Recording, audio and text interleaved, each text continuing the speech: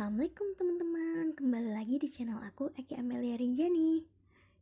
Oh ya, jangan lupa like, comment, and subscribe ya. Nah, di sini aku mau presentasiin tugas Technopreneurship bisnis berbasis teknologi dengan produk Jelly Pop Drink. Ada yang tahu nggak Jelly Pop Drink itu apa? Nah, sebelum aku kenalin Jelly Pop Drink, aku mau kenalin dulu nih anggota aku. Di sini ada Kak Amanda Rizky Budiani, Intan Putri Yulia Ismawati, Yuliani Elia Ardian Pramesti, Putri Tegar Andini, Desi Lestari, Najwa Dewi Aisyah, dan aku sendiri nih, Eki Amelia Rinjani. Oh ya, ada yang tahu nggak Jelly Pop Drink itu apa? Jelly Pop Drink itu adalah minuman kekinian yang saat ini lagi booming-boomingnya loh. Pasti kalian udah pernah coba kan?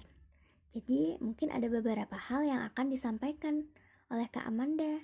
Silahkan Kak Amanda.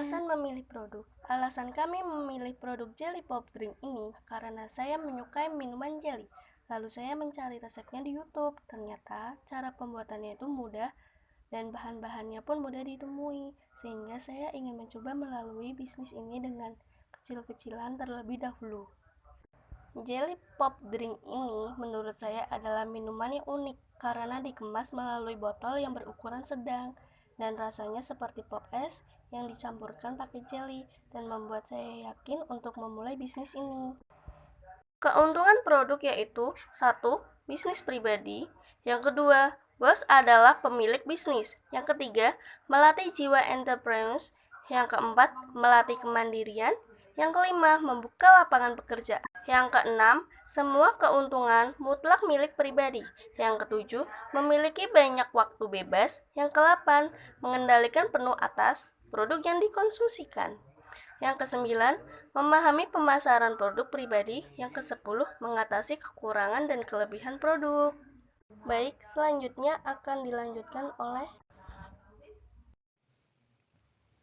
kekurangan produk. Yang pertama, proses pembuatannya yang tidak pasti. Karena kami hanya akan memproduksi atau membuat kembali jika stok habis atau menipis. Yang kedua, produktivitas kecil. Karena proses pembuatannya yang tidak pasti, otomatis produktivitas kecil. Yang ketiga, pemasukan lambat. Karena proses pembuatannya yang tidak pasti dan penjualannya yang tidak pasti, sehingga pemasukan juga lambat. Lambatnya pemasukan itu tergantung penjualan yang keluar. Kemudian, inovasi dan kreativitas maupun pemanfaatan teknologi. Yang pertama, dengan melakukan pembaruan, dengan memanfaatkan teknologi.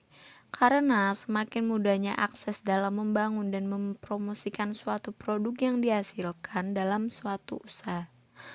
Penggunaan media sosial dapat memudahkan dalam hal promosi tersebut. Postingan yang ditampilkan harus memberikan kesan yang dengan menonjolkan produk yang dipromosikan. Dan yang kedua, dengan menciptakan daya tarik pembeli dengan terobosan kreatif atas produk. Selain kualitas produk, salah satunya juga lewat kemasan yang menarik minat beli. Suatu produk memerlukan ciri khas pada produk sebagai identitas. Oleh karena itu, dibutuhkan suatu rancangan atas kemasan produk atau desain kemasan pada produk. Hal ini bertujuan selain untuk menggunakan jangka pendek, yakni mengemas produk itu sendiri, juga sebagai tujuan jangka panjang, yakni branding, sehingga dibutuhkan konsep yang matang dalam perancangannya. Analisa studi kelayakan produk. What the problem? Problem pada produk minuman kemasan ini adalah belum terdaftar pada BPOM atau PIRT, dan produk ini termasuk produk home industry sehingga belum memiliki label. Who has the problem? Dari masalah produk yang kita jual yaitu belum mengadakan pengajuan ke BPOM tersebut. Jadi, untuk produk yang akan kita jualkan belum mendapatkan izin. What is the solution? Dari masalah tersebut, untuk lebih berhati-hati dalam memproduksi yang akan dipasarkan terhadap masyarakat karena harus ada izin BPOM. How big is the market? Produk Jelly Pop Drink sangat diminati oleh banyak kalangan, apalagi kalangan remaja, dan dapat dikonsumsi oleh kalangan anak-anak. Jadi produk Jelly Pop Drink ini sangat disukai oleh kalangan masyarakat dan produk ini dijual di setiap daerah. What factor will impact the business? Banyak yang meniru produk karena pembuatannya mudah. Why do you people cause you? Karena banyak kalangan remaja yang menyukai minuman kekinian yang enak dan sehat. How do you sell your product? Awal penjualan dapat dengan media promosi buy one get one dan menjual melalui media sosial seperti WhatsApp, Facebook, Instagram, dan lain-lain. How do you keep the customer? Dengan cara memiliki cita rasa yang pas dan harga yang relatif terjangkau. How can you increase your revenue? Memproduksi yang banyak, membuka cabang di tiap daerah, dan mempromosikan di sosial media. How can you manage your cost? Dengan cara memperhitungkan total biaya dan jumlah produk yang diproduksi.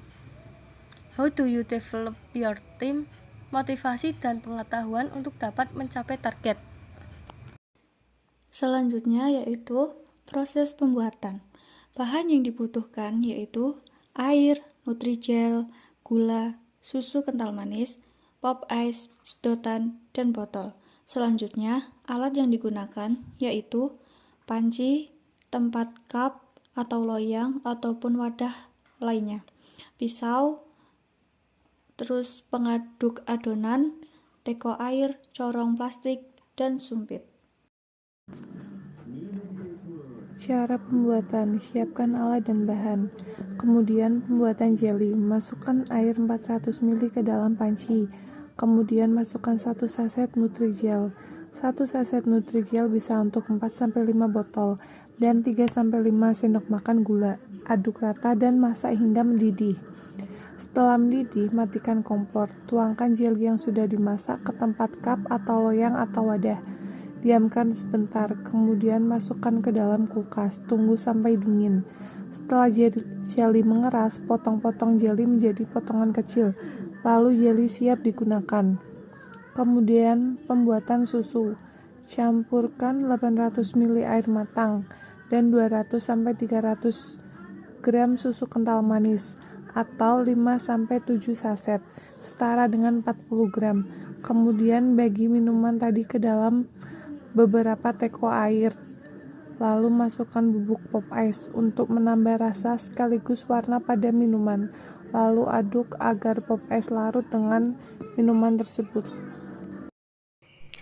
Proses pengemasan. 1. Siapkan botol untuk pengemasan produk. 2. Masukkan potongan jelly tadi ke botol dengan bantuan corong. 3. Kemudian tusuk-tusuk menggunakan sumpit. 4.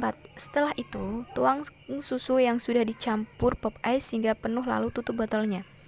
5. Kemudian masukkan dalam kulkas. 6. Tunggu hingga dingin. 7. Jelly pop siap dinikmati maupun dipasarkan. 8. Agar lebih mudah untuk diminum, gunakan sedotan untuk menikmati jelly pop tersebut. Produk jadi. Jelly pop drink ini adalah minuman yang bisa diminum untuk semua kalangan, tidak hanya orang dewasa dan remaja saja yang bisa mencobanya.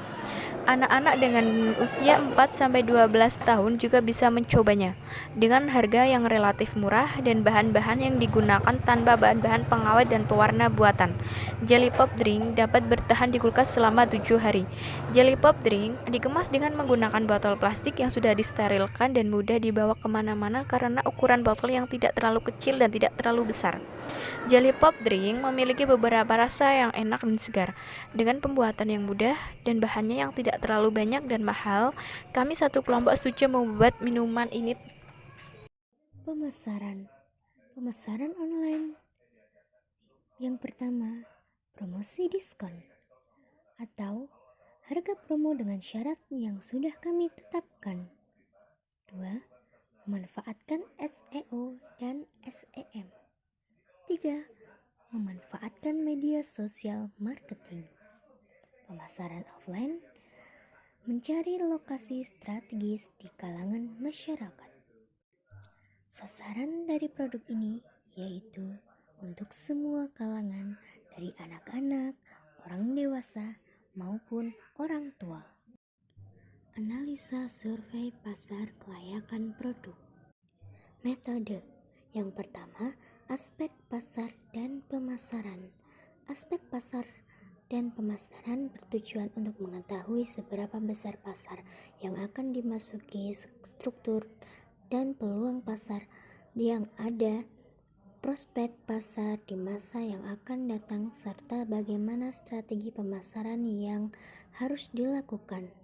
Aspek pasar dan pemasaran menyajikan tentang peluang pasar, perkembangan permintaan produk di masa mendatang, kendala-kendala yang dihadapi seperti keberadaan pesaing, serta beberapa strategi yang dilakukan dalam pemasaran.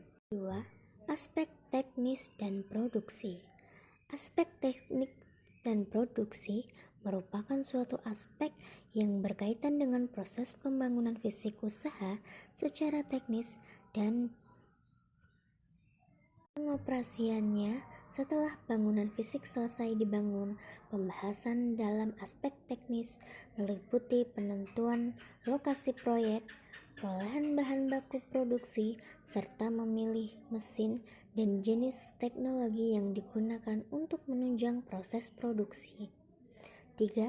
Aspek ini mencakup manajemen dalam pembangunan proyek dan manajemen dalam operasi.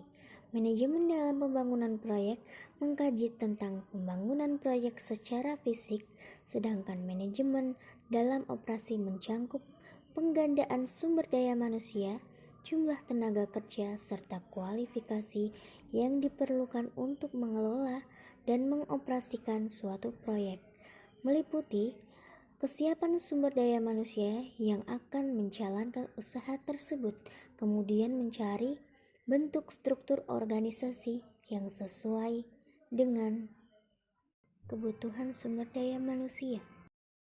Nah, itu dia presentasi dari kelompok kita. Untuk selanjutnya, video-video selanjutnya kalian bisa lihat ya di channel aku. Dan jangan lupa like, comment, and subscribe. Thank you for watching. Bye-bye.